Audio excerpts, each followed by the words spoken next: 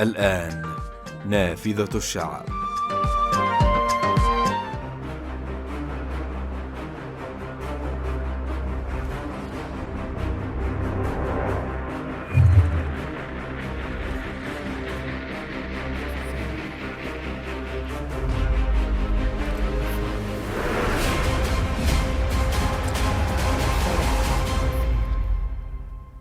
أهلا وسهلا فيكم مشاهدينا، وهذه حلقة جديدة وقضية جديدة نضعها على طاولة نافذة الشعب.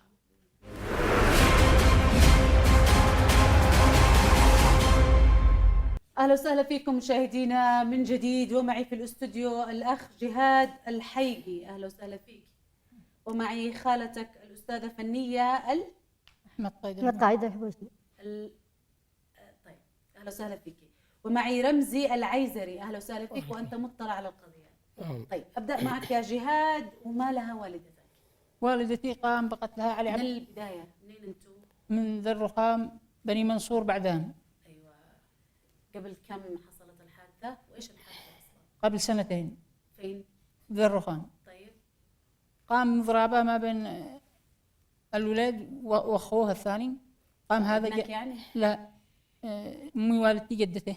والدتك جدته. طيب. قام أخوها الثاني هذا جاء من المحراس، قال وقع بينهم مشاكل، تزاعلوا على المتر، قام بإطلاق النار للبيت وقام بقتل والدتي. ثواني بس عشان المشاهد يستوعب. والدتك في البيت؟ جنب البيت. ولا هي دارية بشيء؟ جنب البيت. الجهال بيتضاربوا جنب الباب على متر. ضاربوا على المتر. على متر. دخلوهم، كل واحد دخلوها البيت. كل واحد دخل ابنه البيت. بعدين هذا جاء من الوادي، أخو القاتل الثاني. القاتل جاء من الوادي، قالوا قد زعلوا، فك الأمان ولا نك في البيت. بدون أي مقدمات، بدون أي مشارعة، بدون ما يدق الباب يقول حصل كذا كذا. لا. على طول شال الآلي وضرب. للبيت. اللي بتقوله غير منطقي يا جهاد. أي سابقا مضربة. هو في مشاكل من قبل بينكم؟ هم الولاد. يعني قد حصلت مضربة من قبل؟ من قبل نص ساعة. على نفس المشكلة؟ قبل نص ساعة. خلي اللقطة قبل نص ساعة بنفس اليوم. أنا قصدي بينكم مشاكل أنتم وهذا الرجال من قبل؟ لا. على أرض، على لا. بيت، على المتر بقع هذا المشكلة. بس هذه أول مشكلة بينكم. يقوم يقتل على طول، يضرب بالآلي بدون ما يتكلم، ولا يدقدق الباب ولا يقول يا جماعة. لا، رمين على الولاد. كان يقتل الولد، قتل جدته. أيوه. بعدين الحين احنا قدوا بالمركزي، والآن هم جت الأجهزة الأمنية على طول. إيش الذي حصل في الحارة؟ كان في ناس شايفين الساعة كم؟ أيوة الساعة 12:30 الظهر، والناس موجودين مليان بالقرية. أيوه. جاء المعمل الجنائي ضبط. توفت على طول؟ والدتي توفى. أيوة على طول. أيوة. لا، رحنا للمستشفى. ما طرح لهم شرطة يعصبوا لها؟ لا، احنا بزيناها للمستشفى، عالجناها وربطنا لها، وبعدين نقلناها، قالوا حالتها مضرورة. طيب. وما وقعت الرصاص؟ بالرجل. فوق وريد يعني. معقولة بالرجل وسبب الوفاة؟ وريد شريان. نزفت يعني؟ ما ادري والله. ايش قالوا لك سبب الوفاة؟ يعني الطلقة. ايوه. وبعدين الأجهزة الأمنية مسكت الرجل؟ أيوة. ولا هرب؟ لا، مسكته ضبطوا بنفس اليوم. جاء المعمل الجنائي، مسرح الجريمة، مثل مسرح الجريمة. أيوة. والآن قدوا بالسجن. والشهود طلعنا شهود. 22 شاهد. الدواء والمحامي حقهم مضر السماوي، فلان ودوا شهود من عيال عمهم، فلان ما يصليش، فلان عاصي ابوه، فلان بيننا احنا وياه خلاف، كذب. هذول الشهادات يدوا على الشهود حقنا. يعني قصدك يدوا على الشهود عذر؟ من هذول اللي يدوا على الشهود عذر؟ أهل القاتل، أهل الجاني. طيب المحكمة ايش كان رأيها بالشهود؟ يعني احنا نعترض بالجلسة كونهم هذا أقارب. بعض الأحيان كان القاضي ما يكتبش كلامنا. محكمة ايش؟ مجمع القضائي. بإب. أيوة. يعني ولا أخذوا بالرأي ولا واحد من الشهود؟ إلا أخذوا مشهود كتبوهم بالملف 22 شاهد. طيب أخذوا بشهادتهم؟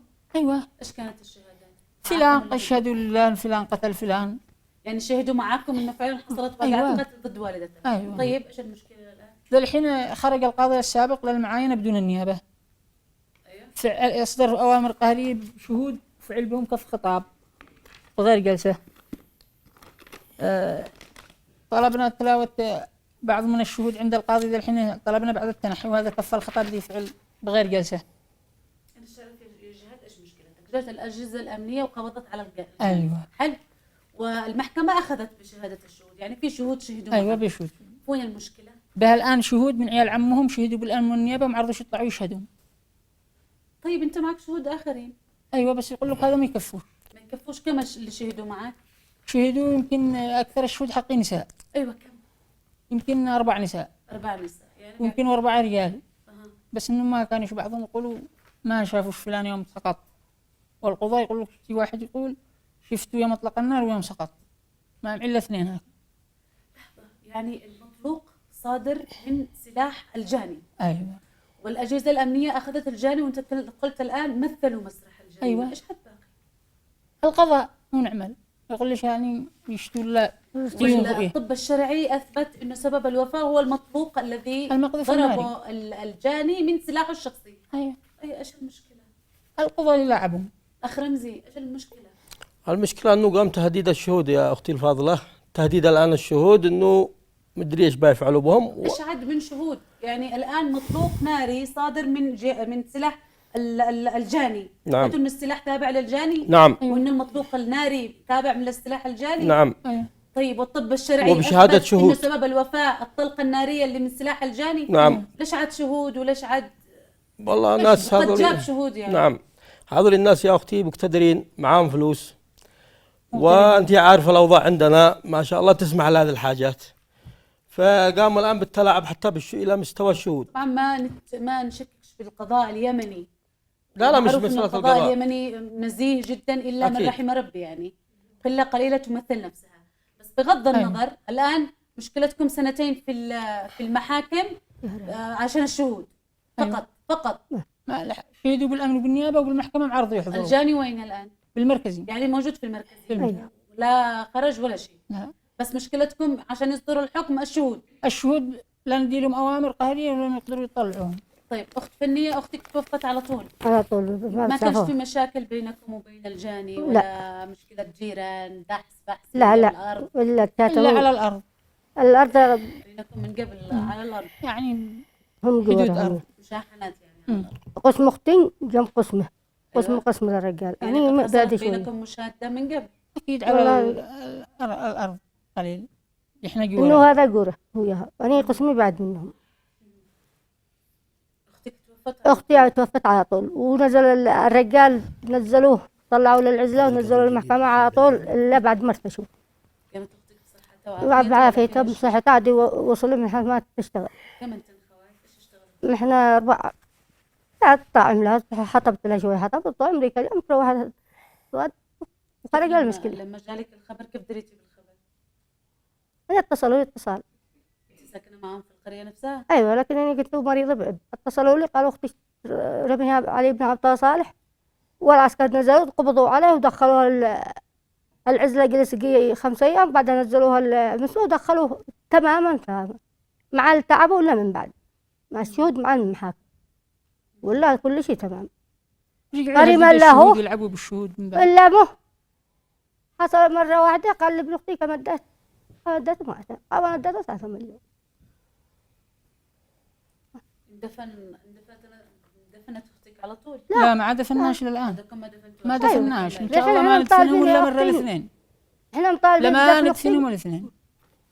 انهم يا بنتي تعبونا 2 سنتين وشهرين بالثلاجة وشهرين. الميت دفنه يعني بعدين إيش نفعل؟ كملوا اجراءاتكم.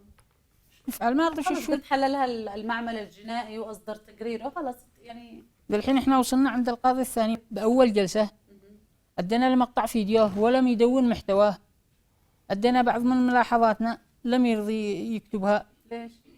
هذا القاضي الثاني اللي القاضي مسك الثاني. هذا الثاني نعم. يعني قدم ما مش عارف يعني منه كيف ادور اكلم وقال لي اسكت اسكت. كيف اسكت انت صاحب الحق؟ لما جيت اتكلم اسكت. هو لا يدرس ولا شيء الا هكا. ادينا له المقطع الفيديو لم يدون محتوى، طلبنا تلاوه شهاده الشهود من محاضر الاستدلالات النيابه، وهذا المحضر لم يرضي يدون يكتبهن. قلنا له خلاص عذر احضار الشهود ادهم لنا هذا المحضر نطلب تلاوتهم من شهاده محاضر الاستدلالات. حتى ما صادق رضي. الرجال بنفسه. الراجل معترف وابن اخوه مبلغه. معترف، علي صالح عبد الله الناطري القاتل معترف؟ محترف أيوة الا امام الاب. شهود. يعني القاتل معترف. المطلوق الناري يعني اطلق من سلاحه. سبب الوفاة واضح في الطب الشرعي انه سبب الوفاة هي المطلوق الناري الذي اطلقت من سلاح الجاني. ايش عاد باقي؟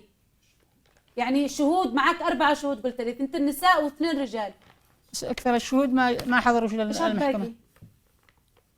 يعني ليش العرقله هذه كلها؟ هذا معاهم زلط، معاهم الرجال قيس احنا ناس يتيم. مستضعفين، والمرأة هذول ما إيش بالاربع دخل خوات. الزلط؟ يعني هذه الان مشكله، مش اقول المحكمه يعني ما ينفعش اقول كذا، بس مشكله اللي ما فيش مشكله، يعني ما فيش مشكله اصلا. اختي الكريمه، يعني القاتل بكله معترف، اعترف بالبحث الجنائي. نعم وصل معترف. للمحكمة وانتهى. يعني وهذه قضيه جسيمه، والقاتل معترف، والمطلوق الناري دليل، وسبب الوفاة واضح من الطب الشرعي، طلعوا تقرير انه سبب الوفاة هي المطلوق الناري الذي اطلق من سلاح الجاني. ايش عاد باقي؟ يعني ليش العرقله هذه كلها؟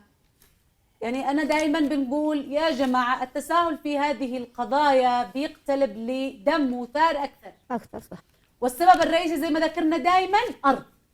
وقلنا لكم بتوا فيما يخص مشاكل الاراضي ببلادنا، احنا بتسيل دماء على سب حفنة تراب. دحين المرأة في الثلاجة قد لها 2 سنين علشان أرض. السبب الرئيسي أرض. لا يعني على انتم بتتشاحنوا من قبل مضربة على أرض متر، على متر، مضربة على متر. بس قبلها مشاكلكم على الأرض، وأنت قلت لي وسط الحلقة إنه السبب الرئيسي أرض، يعني حساسيات. فهذه جت القشة الذي كسرت ظهر البعير. وهذا في مشاحنة من قبل نعم. وهذا الضمانات يضمنوا على الشهود ما يدوهم. كيف يضمنوا على الشهود؟ اقراها. يعني من يقرأ شو من اللي يلعبوا بنيه يعني هم ما يقرأش. حضر إلى أدلة أمن المديرية الشيخ محمود أحمد القطيني، وضمن بإحضار كل من عبد الله مسعد مثنى الخاطري وإياد علي صالح الماطري، وذلك بإحضارهم إلى الإدلاء ولا الشهود. أيوة الشهود في المحكمة. هذول كلهم قلبوا يا أختي بعدين في الأخير، يعني هكذا فجأة. القاضي الجديد اللي مسك القضية ألزم أخونا أنه معه مهلة أخيرة كتحضير للشهود، فرصة آخر. طيب فرصة. الرجال هذا هو مشوا يعني زي ما تقولي جهة أمنية بيروح، سمعتي ولا لا؟ طيب بيصدر أمر إلى النيابة، إلى الجهات المختصة بإحضارهم أو اعتماد شهادتهم من أول الجلسات، لأنهم قد شهدوا المحاضرة الاستدلالات وثقوا وبصموا. طيب يا أخي اعتمد شهادتهم لأنهم قد سبق وبصموا وشهدوا. أنا طبعا قانونيا ما عرفت إذا كان الجاني نفسه معترف والأدلة الجنائية كلها تثبت الواقعة، هل لازم شهود عشان القاضي يصدر الحكم ولا لا؟ يعني الجاني معترف والأدلة الجنائية ومسرح الجريمة يثبت إثبات ما اعترف به الجاني، يعني هل ضروري شهود؟ يعني غريبة. وقد أسبقنا ادينا زيادة من 12 شاهد امرأة، بس يقولوا بالقانون أن شهادة النساء لا تقبل بالجنايات. كيف شهادة النساء لا تقبل؟ أنا أعرف إنه واحدة والثنتين، يعني الثنتين بالشهادة أيوة واحدة. نعم. ما أنا عارف، أنا المحامي ولحضرين حقهم 4. يقول حقهم المحامي يقول شهادة الشهود النساء بالقضايا الجنائية لا يعتمدوها. المستشار القانوني اللي في كنترول النساء لا تؤخذ بشهادتهن في القضايا الجنائية؟ يؤخذ. يقول لي المحامي ايش المشكلة؟ ما أنا عارف، أنا هذا اللي كتبوا علينا هم. من الذي قال لك كذا؟ السماوي حقهم بالردود حقه. من السماوي ذا؟ المحامي مضر السماوي. المحامي حق الطرف الثاني. القاضي ايش رأيه؟ أنا ما يهمنيش. ما أنا عارف أنا إيش رأيه. كيف ما انتش عارف ايش رأيه؟ مدري أنا برأي القاضي. القاضي ايش موقفه؟ ايش تكلم؟ ايش قال؟ ألزمك انه في خلال جلسة واحدة هذا القاضي الجديد ما هو ذو ألزمني، قال بخلال فرصة أخيرة لإكمال أدلته. أنا ما نستطيع أن ندي أدلتي، يوجه لإدارة أمن بعدان. هم يحضروا الشهود. هم يحضروا الشهود الذين قاموا بتهديدهم انهم ما يشهدوش. أيوة. فهمتي يا أختي؟ هم قاموا هم عيال عمهم من الأسرة حقهم، وقال شهدوا بالأمن وبالنيابة، ويجي يعمل ليش ورقة عند العدل أنا ما عندي شهادة. كيف ما عندي شهادة؟ وقال شهدت مرتين. أنت شهدت الشهادة السابقة زور ولا كيف؟ وكل الشهود كلهم يأكدوا إنه كان فلان موجود بمسرح الجريمة. قلت لي وقت ظهر، يعني وقت ذروة الناس. أيوة. مروحين من أعمالهم. أيوة. وقت صلاة، وقت يعني الناس كلهم تقريبا في الشارع هذيك الساعة. مليان مجموعين على المشكلة السابقة. باقي يعني اجتمعوا بالمشكلة السابقة الناس. لا يعني أنت متأكد إنه الجاني معترف بمحاضر النيابة إنه قتل؟ لا معترف إنها إطلاق النار، بعد قيامه بإطلاق النار توقفوا بإطلاق النار بنصف دقيقة، قال لا أخوه فلانة قتلت. خلاص ما دام اعترف انه اطلاق النار. الطب الشرعي اثبت انه سبب وفاه والدتك هي المطلوق الناري. المقذوف الناري. حق القاتل نفسه. حق القاتل نفسه. خلاص. استاذ رمزي ايش المشكله؟ ولا والله يا اختي يقولوا لي انه المحامي الثاني قال لا تؤخذ شهاده النساء في القضايا الجنائيه، ومحامي الشبكه بيقول تؤخذ قضايا يعني شهاده النساء. ليش ما تؤخذ شهاده؟ ما أنا عارف إذا المحاضر عندكم وشوفوهن بالردود اللي يريد حقهم المحامي. طيب ال 22 شاهد الذي شهدوا بالبدايه في الشرطه وفي تحقيقات النيابه ايوه وين صاروا؟ يعني شهدوا بالبدايه معاكم، أيوة. خلص القاضي ياخذ بما جاء في محضر النيابه. وهذا قلنا اللي طلبنا القاضي، وطلبنا من القاضي وهذا اللي يتم طلبنا. تدوين طبعا كل من ذكر اسمه بداخل هذه الحلقه يمتلك كامل حق الرد، ان كان معه عكس ما يقول الاخ او عليه اعتراض يتفضل هنا ومستعدين نصور له حلقه. ايوه طلبنا من محاضر الاستدلال تتم بالماده 355 قال المحامي اخر حسن. جلسه آخر جلسة. كانت متى؟ قبل ذا الحين يمكن قبل 18 يوم قبل 18 يوم. ايش حصل في الجلسه؟ قرروا ان نحضر ادله حقنا القاضي الجديد اللي الجديد نعم يا اختي، لان كان عند قام القاضي بالزام الولد الزام قهري باحضار الادله كفرصه اخيره. ولا ايش بيحصل؟ لا يعني ضده، كل شيء ضده. يعني يكفف خلاص، يعني ما يخليني شدي اكمل ادلتي وانا ما استطيعش ان انا بعضهم. معك محامي يا جهاد؟ ايوه طيب المحامي حقك ايش بيفعل؟ يعني زعله ويا بالجلسه، قال انا اذا كان قاهو رايك هكا يا قاضي ما تخلينيش اكمل ادلتي فوليدنا انت بالجلسه الثانيه انا معاناش حاضر معك ادور لك محامي اذا قناعه القاضي هكذا. يعني انت ايش ذنبك؟ لان القاضي ما يستوعبش المحامي هو مني. الذي يقنع القاضي. يعني المفروض نعم. حاول اني يقنعه ما رضي يقتنع، قال اذا قنعتك يا قاضي هكذا انا ادور لك يا ولي الدم محامي انا ما عاد انا حاضر. انا بنسحب من القضيه. خلاص قناعه القاضي واضحه. انا عارف المشكله احنا ناشد السيد ناشد السيد ورئيس الجمهوريه، الله الله ثم الله الله ثم الله الله في القضاء وفي المساكين المستضعفين في الارض. نحن الان في دوله المسيره القرانيه التي لا تظلم فيها احد. فالله الله يا سيد، فالله الله يا رئيس الجمهوريه يا مشاط. انظروا الى الغلابه المساكين وانظروا الى الامهات المسكينات التي يتبهدلين من مكان الى مكان ولم يجد من ينصفهم. فالله الله فيهم، الله الله فيهم. انت يعني فضمنت ما دفنتش امك للان وقلبك واجعك على امك وتيتمت من امك. لا جلست تجري بالمحاكم قد لك سنتين عشان شهود. يعني مشكلتك كلها واقفه على شهود رغم انه الادله الجنائيه كلها والذي اخذ من مسرح الجريمه وشهاده 22 شاهد في البدايه أيوه. في محاضر النيابه كانت كلها معك. اكيد واضح. ايش مشكله القضاه معك؟ انا عارفه. ناشد يا جهاد. انا ناشد المحافظ وناشد السيد عبد الملك وناشد المشاط وناشد المشايخ والقبل والقضاة انهم ونطلب القصاص باسرع وقت، باقرب وقت نطالب القصاص. طيب فالنية فتحتوا معزة لاختك؟ أنا فتحنا مع زي أختي اشتني قصاص أختي ما داموا تعبونا وقربونا وكل شيء مفتوح. فتحتي عزايا فنية لاختك لما توفت؟ نعم. النسوان يعزنك؟ عزنا ما كل القرية جات تعزينا ورحمتنا كل شيء للأخير قالوا يا بنتي. فتحتي عزا بدون دفن؟ ها احنا ما بالحكومة عزناش ما عزناش احنا يا بنتي بالحكومة ما عزناش ولا عملنا شيء. اشتني ادفن اختي اشتني ادفنها وقاصوا بدي ظلم اختي سنتين بالثلاجة وشهرين بالثلاجة سنتين وشهرين ولا شهود ولا واحد من الشهود كذا راجع نفسه؟ ولا لو كلامك صحيح طبعا صحيح. أنا صرت له عند واحد وهو كان شيخ قلنا يا اخي اشتني ندسم اختي هذه شهاده قبرها. الشهود. طب معنا الشيخ علي البدوي احد مشايخ منطقتكم عبر الهاتف موجود. يا شيخ، يلا اسمع يا شيخ علي، تكلم معه. يا شيخ علي فصل. يا شيخ علي. الو يا شيخ علي اهلا وسهلا فيك. حياكم الله. معك شبكة الهوية الإعلامية. حياكم الله ورحبوا. اهلا وسهلا فيك. معنا الأخ جهاد الحيقي. نعم. طيب بيتكلم انه والدته توفت قبل سنتين بسبب مطلوق ناري من جارهم. أيوة. يعني بسبب نزاع على متر بين اطفال وكان قبلها مشاحنات على ارض، وانه كانت في عز الظهر الساعه 12 الظهر وكان القريه كلها بتشوف. وجت الادله الجنائيه واخذت الدلائل واثبتت ان سبب الوفاه ايضا الطب الشرعي هو المطلوق الناري. والجاني الآن موجود في المركزي وقال لك في بداية التحقيقات كان معترف أنه فعلا هو أطلق النار، و22 شاهد شهدوا أنه فعلا هو الذي أطلق النار. للآن سنتين أمه في الثلاجة والقاضي يشتي شهود. نعم لا في الثلاجة. أيوة يجي سنتين ونص. أيوة كيف؟ لا سنتين ونص في الثلاجة. طيب أيوة ليش في الثلاجة قد لها سنتين ونص؟ ليش الشهود رفضوا أو غيروا الشهادة؟ قد انضبط واحد منهم امس، ضبط واحد منهم امس خذوه أيوه. بالسجن مديريش بعدان، ضبط مدير الامن، انا كنت امس انا مدير الامن، الشهود ضبط مدير الامن بعدان. ليش خايفين يشهدوا؟ يعني هو لا شاهد بيروح يقول كلمة الحق ايوه ما رضي قدام يعني. المحكمة اللي ترضي الله وترضي ضميره ويرجع. ليش ضروري نقبض أيوة على الشهود؟ ضبط واحد منهم امس وباقي واحد يلحقوه ويضبطوه. طيب يعني بدأت الإجراءات. ايوه تمام. لا تمام امس ضبط واحد، مدير الامن ضبط هذا واحد منهم امس كان مدير الامن عندي وخرج ضبط مدير الامن بنفسه. حلو، ولا أنا عندهم في أشكر السجن. جهودكم يا شيخ. يا لا امور طيبه وخليت مدير الامن امس ضبط واحد منهم مدير الامن.